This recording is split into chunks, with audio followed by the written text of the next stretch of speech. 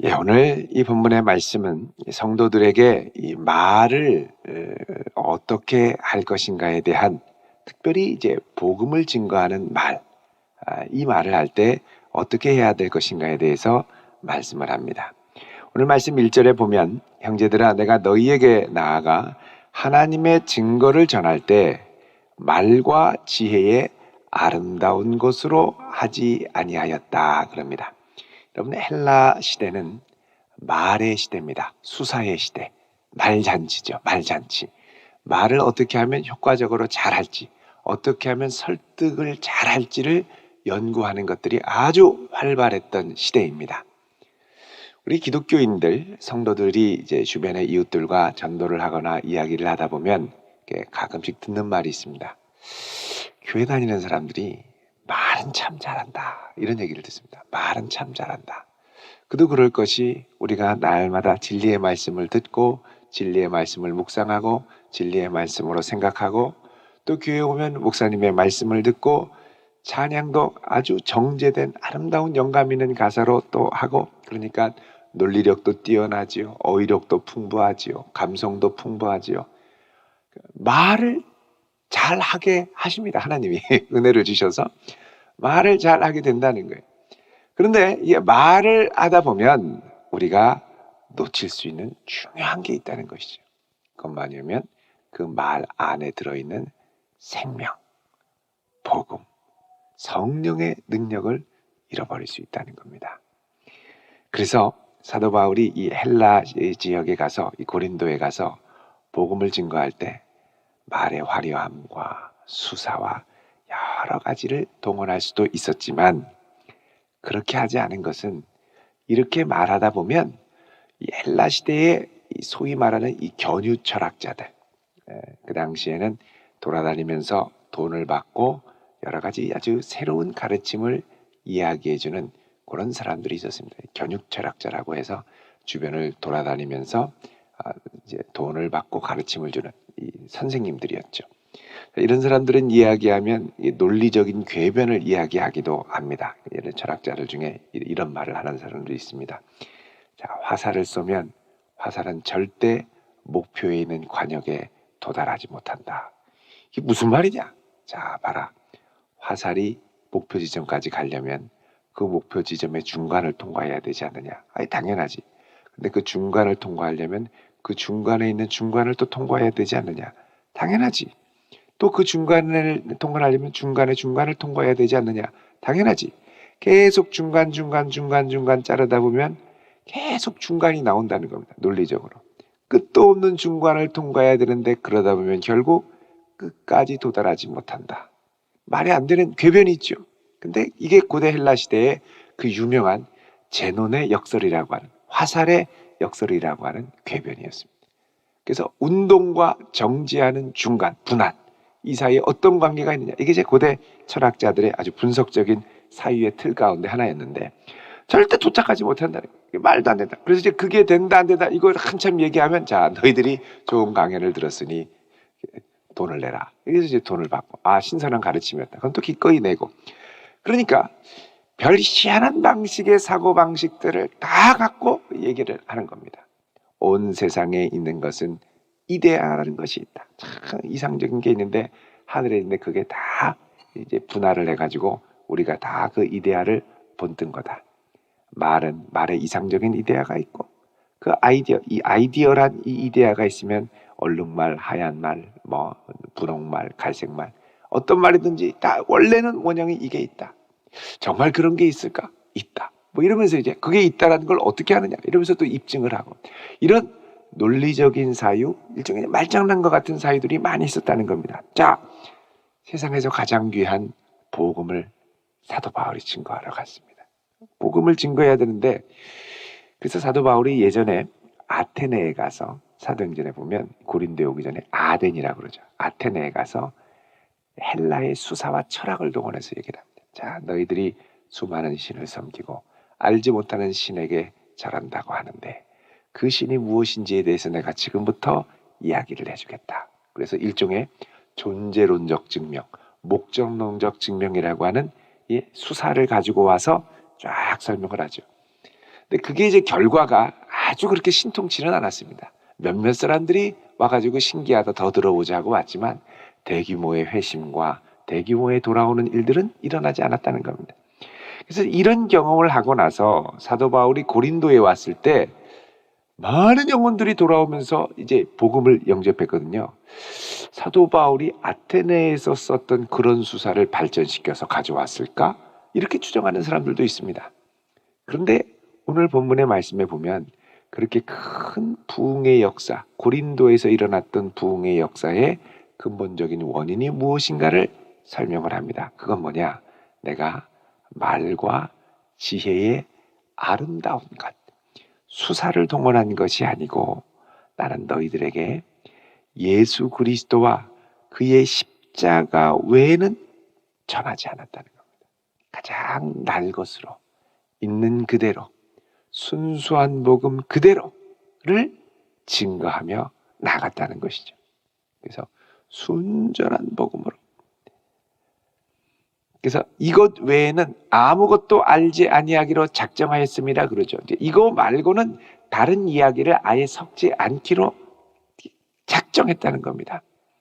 3절에 내가 너희 가운데 거할 때 약하고 두려워하고 심히 떨었노라. 예, 음란한 도시, 또 위협도 많은 도시, 핍박도 많은 도시. 그럼에도 불구하고 1년 6개월 동안 있었던 이유는 무엇입니까? 성령님께서 두려워하지 말아라. 이 성중에 내 백성이 많음이라. 이 말씀 때문에 이곳에 머물러 있게 됐다는 것이죠.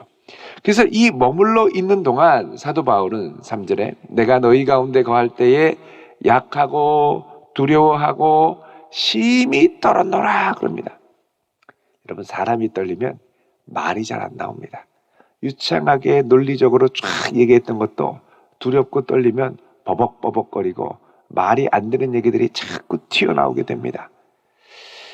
그래서 사도 바울은 이 똑똑하고 세상에 아주 화려한 것들을 다 경험해봤던 이 고린도 사람들에게 세상의 수사와 화려한 이야기로 가는 게 아니라 나는 오직 예수 그리스도의 십자가만을 전하겠다.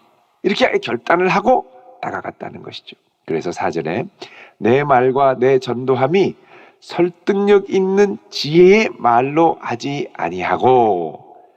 자, 말이 사실은 설득력이 있어야 사람들이 듣습니다.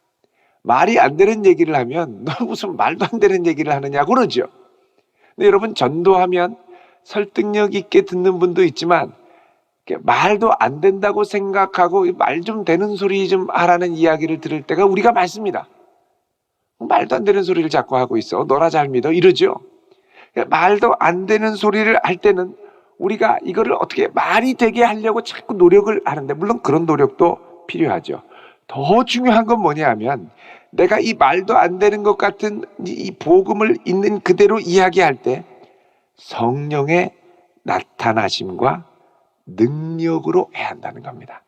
사도 바울도 4절에 나의 말은 다만 성령의 나타나심과 능력으로 하여, 그 다음에 5절에 너희 믿음이 사람의 지혜에 있지 아니하고, 사람의 지혜에 근거한 설득력의 기초에서 믿는 것이 아니고 다만 하나님의 능력에 있게 하려 하였노라.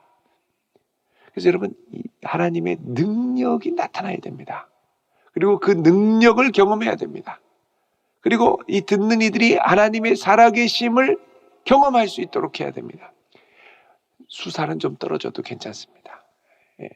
말주변이 없어도 괜찮습니다. 단 내 안에 계신 그리스도가 이 말 가운데, 부족한 언변 가운데 살아 역사하시고 꿈틀거리고 그들의 마음을 녹이고 뒤 흔들면 충분한 겁니다.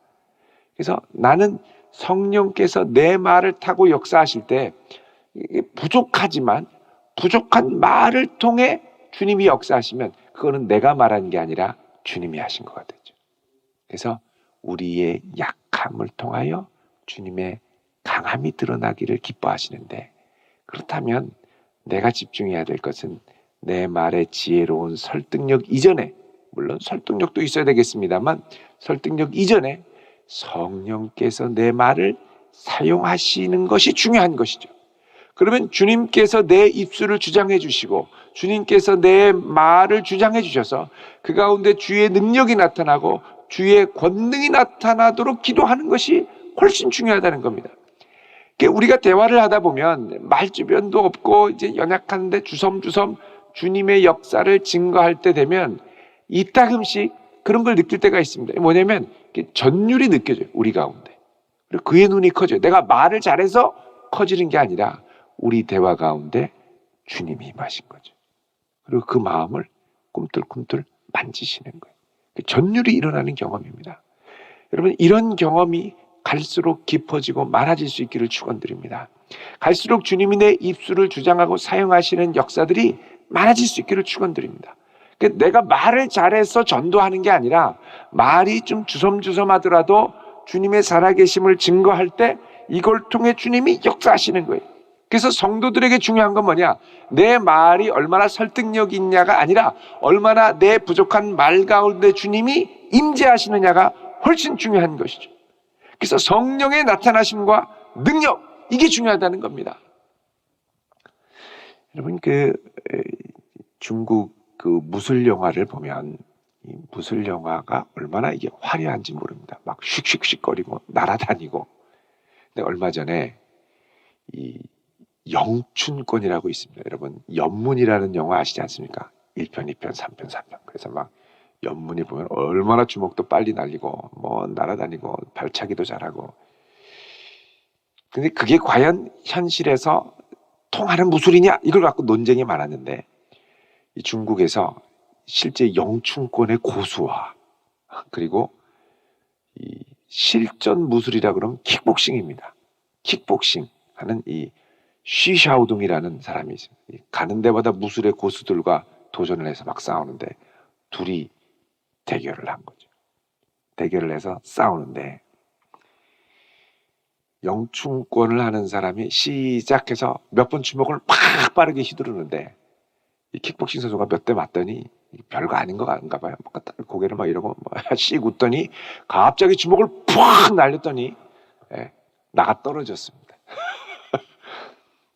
그리고 며칠 전에는요, 중국에서 그 유명한 태극권, 텔레비에도 나오고 중국의 뭐 10대 무술 고수 중에 하나라고 막 선전도 하고 이 사람이 혼자 막 무술 시연하는 거 보면 현란합니다. 뭐 얼마나 막 몸을 비틀비틀거리면서 뭐 이러면서 막 하고 그러면서 이 킥복싱 선수랑 이 살살살 이렇게 무술 시연을 하면서 어떻게 태극권이 킥복싱을 이길 수 있는지 뭐 이런 것들을 막 이렇게 찍으면서 뭐 얼마나 말을 잘하는지 몰라요. 듣다 보면 혹 빠지겠어요. 제자들도 많고. 그러면서 이 킥복싱 같은 하찮은 무술을 말하지 말아라. 태극권에 어떻게 감히 그런 거에 비교가 되겠냐. 근데 이제 킥복싱 선수가 도전을 한 거죠. 싸우자. 이 사람이 좋다. 그리고 많은 사람이 보는 앞에서 태극권 고수와 킥복싱 선수, 젊은 선수가 맞붙은 거예요. 시작하는데 조금 있다가 한 대 퍽 치니까 나가 떨어집니다. 태극권이 다시 일어나서 아샤아샤 하다가 또 빵 맞고 또 떨어지는 거예요. 다시 일어나가지고 괜찮다고 끄떡없다고 이러는데 또 한 방을 팍 날렸는데 그대로 뒤로 빡 뻗더니 일어나지를 못합니다. 그냥 이러고 가만히 있어요. 나중에 인터뷰를 하는데 눈탱이가 밤탱이가 돼가지고 10% 딩딩해서 내가 내공을 사용해서 그를 쳤으면 그는 장기가 파열돼서 이미 끝났을 것이다. 내가 결정적인 순간에 참았다. 이러고 가는 거예요. 졌다는 말은 안 하고. 여러분 이게 보고 코미디입니다. 코미디. 이게 참 여러분 능력이 있어야죠. 이게 실전에서 통해야 되는 건데 실전에서 하나도 안 통하는 거예요. 겉만 화려한 거예요. 여러분 성도는 내 입술의 말을 통해 영혼들이 돌아오는 역사가 일어나야 됩니다. 영혼들의 가슴이 뜨거워지는 역사가 일어나야 됩니다. 그냥 즐겁고 재밌고 이게 아니에요. 정말 생명이 돌아오는 역사가 일어나야 한다는 것이죠. 사도 바울은 이 고린도에 가서 정말 두렵고 약하고 이 수많은 헬라 철학을 접했던 사람이 내 설득력으로 이게 통할까 할 때 아니다. 나는 접고 오직 예수만 증거하겠다.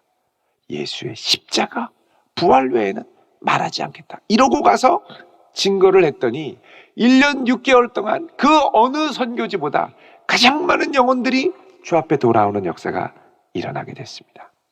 그래서 이것을 보고 내가 어떻게 너희들에게 복음을 증거했는가를 말하는 거예요. 내가 너희들에게 증거한 건, 자, 왜 그러냐면 바울파, 게바파, 아볼로파 이러면서 싸우니까 내가 너희에게 이런 말로 해서 내 말의 은혜를 받은 게 아니라, 나는 말 주변이 하나도 없지만 내 말을 통해 증거된 건 뭐냐? 예수 그리스도밖에 없고, 너희들이 만난 건 내 논리와 내 설득의 은혜가 아니라 예수를 만났다는 거예요. 그 만난 예수가 중요한 거지 다른 게 중요한 게 아니라는 겁니다.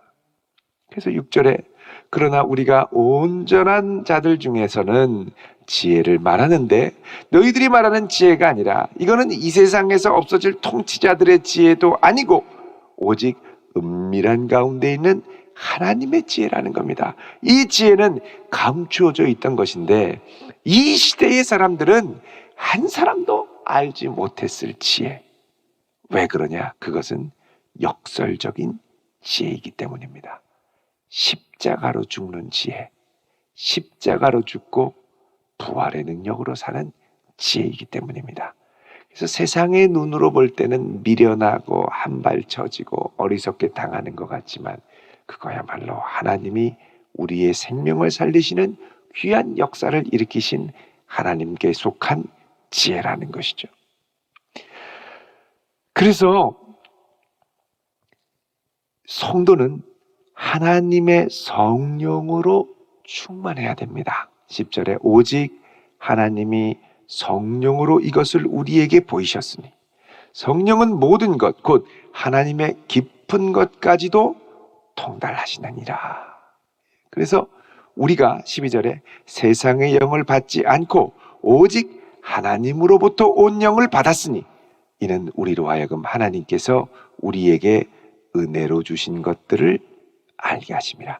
그래서 우리가 하나님의 영으로 충만할 때 우리가 비로소 무엇을 알게 되느냐? 은혜의 가치, 복음의 가치를 제대로 알게 됩니다. 그리고 사람의 말이 아니라 성령의 능력으로 13절에 영적인 것들을 분별하며 말할 수 있게 된다는 것이죠. 여러분, 성령으로 충만할 수 있기를 바랍니다. 예수로 충만할 수 있기를 바랍니다.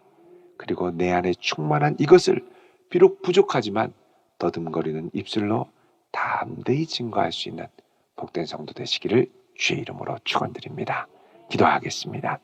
거룩하신 아버지 하나님, 저희들의 연약하고 부족한 모습을 있는 그대로 주 앞에 아뢰입니다.